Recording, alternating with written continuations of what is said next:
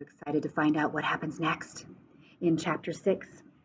So Socks woke up and found old Taylor, the neighbor cat, sitting in front of his food dish and eating his food. And so they are howling and yowling and meowing at each other and hissing, and they're getting closer to each other. Finally, nose to nose, Socks found old Taylor, a terrifying sight, with his ear torn and his fur standing out on his great black body. But Socks did not back down. Oh boy. Finally, with a terrible scream, the cats were on one another, a growling, snarling, yowling tangle. They clawed and bit and tumbled down the steps into a puddle. They rolled across the soaking grass and into the freshly turned earth. They floundered and wallowed in the mud. Old Taylor was on his back, thrashing at Socks with his punishing blows of his strong hind legs. Socks felt claws and teeth through his fur. He hurt. He was bleeding.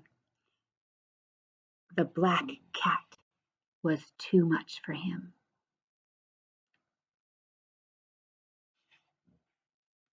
Socks no longer cared about his dry food.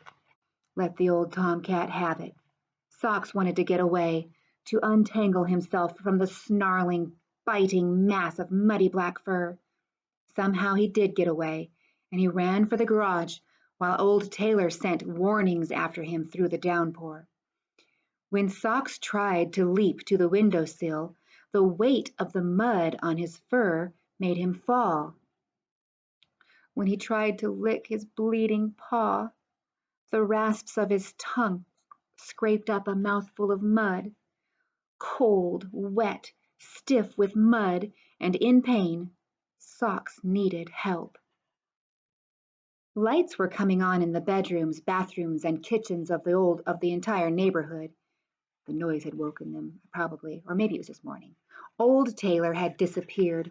Slowly and painfully, Socks made his way through the rain, through the scattered cat food, now soggy and wet, to his own back door, where he cried a small, desperate meow for help.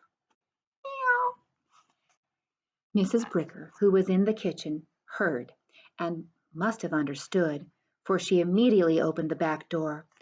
Socks! She cried, shocked. Socks looked up at her with sad, defeated eyes. Oh, poor Socks! Mrs. Bricker opened the door wider, and Socks stepped painfully into the laundry room. Bill, come and look at Socks. He's been in a fight. Mr. Bricker came down the hall with his bathrobe flying. Why, you poor old fellow, he said when he saw the cat. Socks waited helplessly. And he's bleeding, cried Mrs. Bricker. What'll we do? He can't lick all that mud off. Mr. Bricker agreed. And if we tried to give him a bath, he'd climb the wall. We can't let the mud dry, said Mrs. Bricker. Bricks are made out of mud like this. If it dries, he'll turn into a brick cat. Try wet towels. Mr. Bricker snatched a clean towel from the tangle on top of the dryer and got it wet under the kitchen faucet. Mrs. Bricker did the same. They knelt down and began to rub Socks. Oh, how good the warm towels and gentle hands felt. Charles William awoke and fussed in his crib. But this time Socks got the attention, which made him feel better. Poor Socks, grieved Mrs. Bricker, as she swabbed with a second towel and then a third towel. It's all our fault for shutting you outside. She dropped the towel into the washing machine and reached for a clean diaper. Remember, diapers were made of cloth back then. Socks should learn to roll over on his back and kick with his hind feet when he gets in a fight, said Mr. Bricker, who was interested in all sports, including boxing. His strength is in his hind legs. You remember what hind means, right? From the other chapter, it means his back legs. He should hang on with his front paws and give old Taylor everything he's got with his hind legs. Bill, you can't coach a cat. Mrs. Bricker laughed affectionately as she held another diaper under the kitchen faucet. Charles William increased the volume of his fussing and began to rock his crib. Socks needs us, his mother called to him. You'll have to wait. Then she said to her husband, Bill, can't we let Socks live in the house again? I know he didn't mean to bite me so hard that time, and I always watch him when he's in the room with Charles William. I don't see why not, said Mr. Bricker, scrubbing the fur with a clean diaper. He's older and wiser now, but we'll have to keep an eye on him. Charles William began to bump his crib against the wall. I'm coming, I'm coming. Mrs. Bricker rinsed her hands in the kitchen and, without bothering to change him, carried Charles William to his high chair, which she turned so that he could watch from the kitchen. She handed him a spoon to bang and went back to cleaning Socks. Charles William enthusiastically whacked the spoon on the tray of his high chair until Socks caught his interest. He stopped whacking the spoon to stare. He had never seen a mud-covered cat before, and he had to give the matter some thought. Ticky? He said at last. Ticky? Socks understood that Charles William was talking to him, and beneath his misery, he felt the beginning of a new interest in the baby. Both parents stopped scrubbing the cat to look at their son, and then at one another. Did you hear that? Cried the mother. He's talking. He's trying to say. Did you figure out what he's trying to say? He's trying to say kitty. Yeah, ticky, kitty, kitty. So smart. Smart boy, said the proud father. Socks was forgotten again. Charles William had spoken a word. Well, almost. Ticky. Imagine that. Charles William had called Socks Ticky.